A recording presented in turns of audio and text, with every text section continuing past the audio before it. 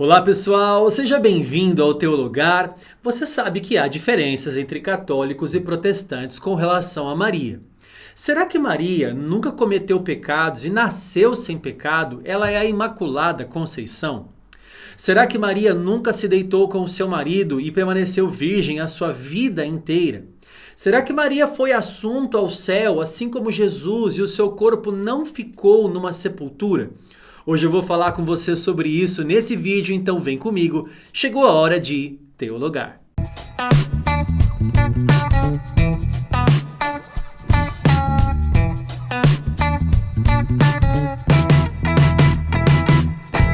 Muito bem, pessoal, seja bem-vindo a mais um vídeo aqui no nosso canal. Se você ainda não é inscrito, se inscreva aqui no Teologar, deixa um like pra gente e ative também o sininho para você ser avisado quando o YouTube avisa aí no teu celular com uma notificação que tem um conteúdo novo aqui para você, tá bom? Hoje eu trago um conteúdo apologético para nós mostrarmos as diferenças entre a Igreja Católica e Protestante com relação a Maria. Há uma diferença grande, por sinal, com relação a Maria. Antes de mais nada, sempre aqui no Teologar, nós trazemos esses assuntos de forma respeitosa. Nós nunca ofendemos ninguém aqui no nosso canal. Nosso papel não é falar sobre pessoas, sobre os católicos, mas sobre a doutrina católica ou doutrina protestante. O nosso papel aqui, apologético, é analisar as doutrinas, é uma análise teológica. É diferente de acusar as pessoas. Fazer uma análise teológica é válido para ambos os lados. Quando a análise é honesta e mostra os dois lados da moeda, você cresce, você aprende. Então, tanto você católico que assiste aqui o nosso canal, quanto você protestante, você vai perceber agora a diferença que há na visão dessas duas igrejas com relação a Maria. Bom, de um lado, os protestantes acusam os católicos de colocar Maria num local onde as escrituras não mostram que ela está, colocando Maria até num pedestal tão alto a ponto de cometerem mariolatria, ou seja, uma idolatria a Maria. Do outro lado, os católicos que dizem que não, que eles admiram Maria e que, na verdade, são os protestantes que não colocam Maria aonde ela deveria estar, que não dão a devida importância para Maria. Nós temos que entender o seguinte, a visão que a Igreja Católica tem e a Igreja Protestante tem com relação a tudo é bem diferente num ponto principal. A Igreja Católica coloca a Igreja acima da Bíblia. A Igreja Protestante é o contrário. A Bíblia está acima da Igreja. Para a Igreja Católica, a Bíblia está abaixo da Igreja porque a Bíblia nasceu na Igreja. Para a Igreja Protestante, a Bíblia está acima da Igreja porque ela é a palavra de Deus. E nós somos apenas homens, pecadores, falhos, que temos que nos submeter a uma palavra que é inerrante. Então há uma diferença nessas duas visões. Aí quando você vai olhar para Maria, os protestantes olham para Maria com os olhos das Escrituras. E os católicos olham para Maria com os olhos da tradição. Então a gente vai falar de um tripé que existe aqui, né? A Imaculada Conceição, a Perpétua Virgindade de Maria e a Assunção de Maria. Só esses três tópicos para ficar bem didático aqui para você. Vamos lá então? Vamos falar sobre a Imaculada Conceição de Maria. O que é isso, professor? Imaculada quer dizer que ela não teve, não conheceu pecado. Ela não tem mácula, ela é imaculada. E conceição vem de concepção, né? Ou seja, ela foi concebida sem pecado. Eu vou ler para você o que é que acredita a doutrina católica. Acompanhe comigo.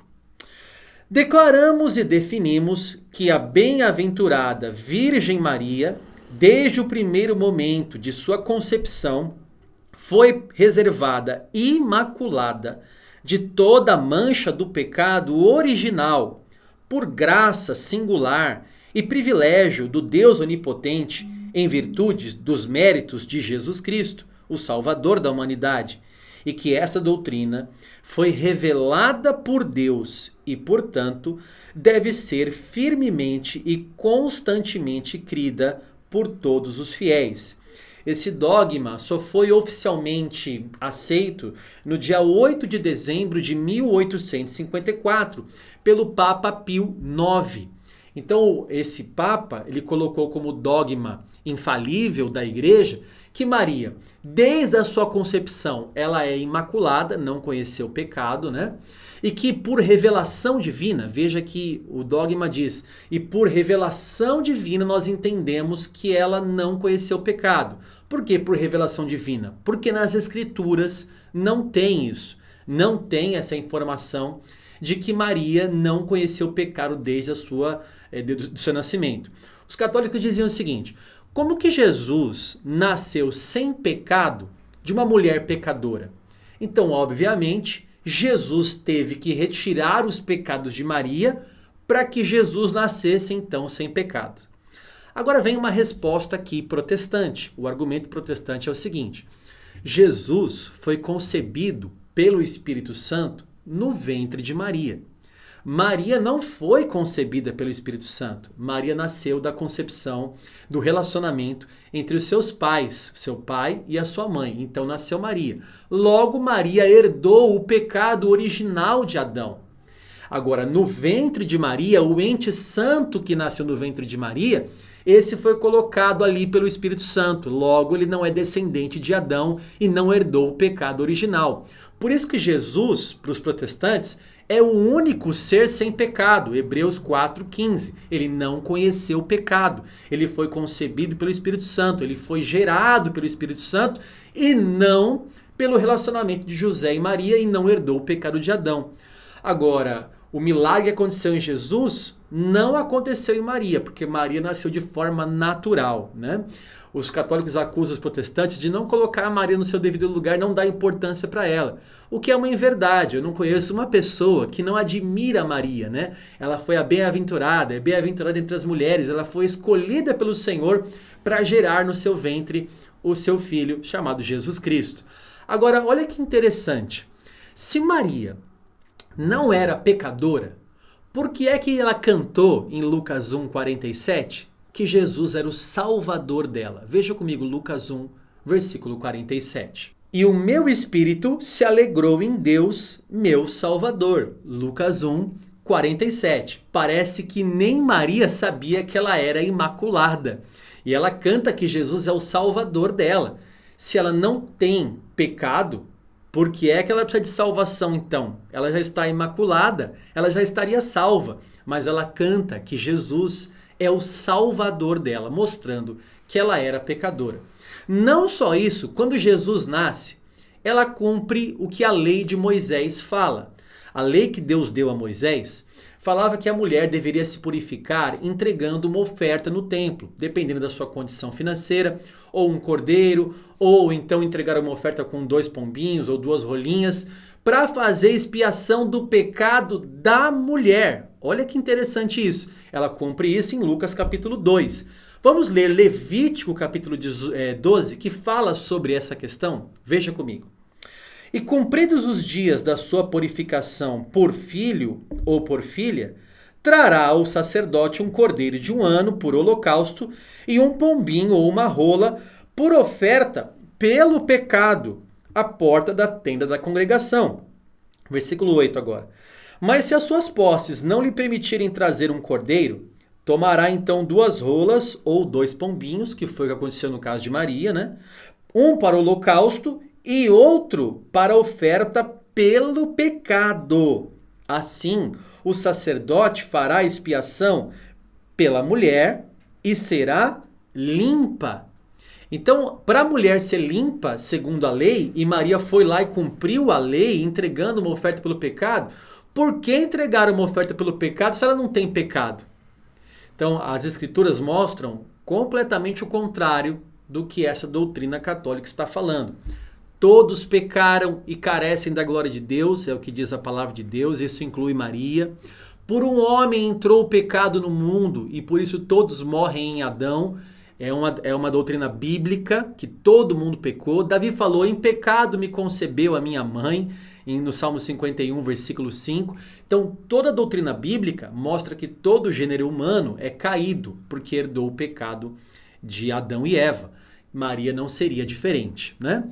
Outra questão que fala é sobre a perpétua virgindade de Maria, que Maria seria virgem para o resto da vida, que ela não conheceu sexualmente o seu marido. Veja esse texto comigo, Mateus capítulo 1. E José, despertando do sonho, fez como o anjo do Senhor lhe ordenara, e recebeu a sua mulher, e não a conheceu, até que deu à luz seu filho, o primogênito, e pôs-lhe por nome Jesus. Você percebeu nesse texto que o Evangelho diz até que ela teve o filho? Que Maria não conheceu José sexualmente até que ela teve Jesus? Esse até que mostra que até aquele momento, realmente, ela permaneceu virgem, né? Mas depois daquele momento, como qualquer casal, aliás, 1 Coríntios 7 fala que a mulher deve dar ao seu marido o que lhe é devido e vice-versa. Se ela está cumprindo realmente as escrituras e não cometeu pecado, ela deveria cumprir 1 Coríntios 7 também. E como um casal normal, consumar o casamento. Agora, a Bíblia mostra além disso. A Bíblia mostra que Jesus tinha irmãos e irmãs. Veja comigo Marcos capítulo 6, versículo 3. Não é este o carpinteiro, filho de Maria, e irmão de Tiago, e de José, e de Judas, e de Simão? E não estão aqui conosco suas irmãs? E escandalizavam-se nele.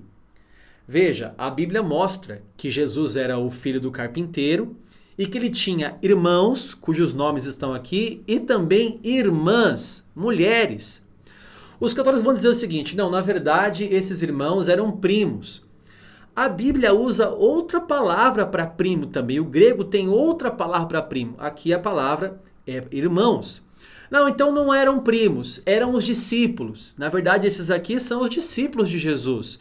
E a Bíblia chama de irmão porque nós somos irmãos em Cristo, né? Só que a Bíblia também mostra diferenças entre discípulos e irmãos. Veja comigo, João capítulo 2, versículo 12. Depois disto, desceu ele para Cafarnaum com sua mãe, veja a diferença agora, seus irmãos e seus discípulos, e ficaram ali não muitos dias. Veja a diferença, no mesmo versículo ele cita os irmãos e os discípulos, para completar João 7, versículo 5.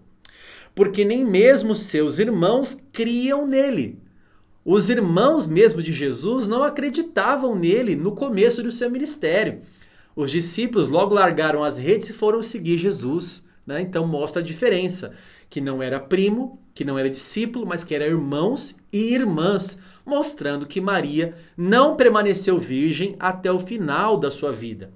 E aqui vem a diferença. Os protestantes leem a história da humanidade, a história de Maria, através da Bíblia. Os católicos, através da tradição, que diz que ela era imaculada, que diz que ela foi virgem perpetuamente, que foi até o final da sua vida virgem. E por fim, vamos falar então da Assunção de Maria. Os católicos acreditam que Maria foi assunta ao céu. Professor, o que é assunto ao céu? Ela foi levada ao céu, assim como Jesus foi levado ao céu. E que seu corpo não ficou na sepultura e não permaneceu na sepultura. Veja o que diz a doutrina católica. No terceiro dia, depois da morte de Maria, quando os apóstolos se reuniram ao redor de sua sepultura, eles a encontraram vazia. O sagrado corpo fora levado para o paraíso celestial. O próprio Jesus veio para levá-la até lá. Toda a corte dos céus veio para receber com hinos de triunfo a mãe do divino Senhor. Que coro de exultação! Ouçam como eles cantam. Levantai-vos as vossas portas, ó príncipes, ó portas eternas, para que a rainha da glória possa entrar. Esse dogma foi elaborado no dia 1º de novembro de 1950 pelo Papa Pio XII. Então, a doutrina católica entende que Maria, ao terceiro dia, foi procurar o túmulo dela igual Jesus. Não estava lá o túmulo e que o próprio Jesus veio buscar Maria e que quando Maria chegou no céu, havia um cântico, ó Rainha da Glória. Isso não se encontra nas Escrituras e é por isso que o protestante vai rejeitar isso. Aonde é que está escrito que Jesus desceu e veio buscar Maria? Aonde é que está escrito que Jesus desceu, levou Maria e que lá ela foi recebida com hinos, ó Rainha da Glória, né? Então nós não temos isso nas Escrituras, por isso a diferença. Como os católicos entendem que a igreja está acima da Bíblia, para eles não há problema, porque foi uma revelação que Deus deu à igreja. Assim como acontece também com algumas seitas. Por exemplo, os Mormons entendem que Joseph Smith recebeu uma placa de ouro e que ele colocava um par de argolas, Urim e Tumim, e que ele conseguia ler aquilo que estava escrito em egípcio, hieroglifo antigo que ninguém entendia, no inglês. E que disso saiu o que nós conhecemos hoje como o Livro dos Mormons, por uma revelação que não está nas Escrituras, mas ele recebeu uma revelação. Como outras seitas que receberam o Espírito da Verdade, ou então o anjo assistente que levou para conhecer outros mundos, né? E lá havia uma árvore do conhecimento do bem e do mal em cada planeta, tal. Essas revelações estão extra-bíblicas, não se encontram nas Escrituras. E o protestante crê numa doutrina chamada sola Scriptura, somente a Escritura. Para o protestante, se não está escrito, não adianta eu falar, porque eu falar que é uma revelação de Deus, quantas revelações as pessoas têm de Deus aí? Quem é que está com a verdade?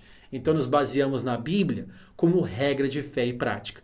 Por isso o protestante não vai acreditar que Maria ela é imaculada, porque ela é pecadora assim como eu e você.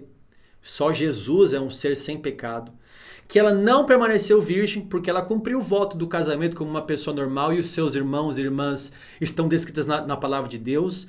Nós não cremos na assunção de Maria ao céu porque a Bíblia não fala que ela foi levada ao céu e que o seu corpo não viu corrupção. Jesus é a primícia dos que dormem. Nós não cremos que isso aconteceu com Maria. Então, nós protestantes não vamos colocar Maria num patamar onde ela não se encontra nas Escrituras, e muito menos cometer uma mariolatria, idolatrá-la, colocá-la em outra posição.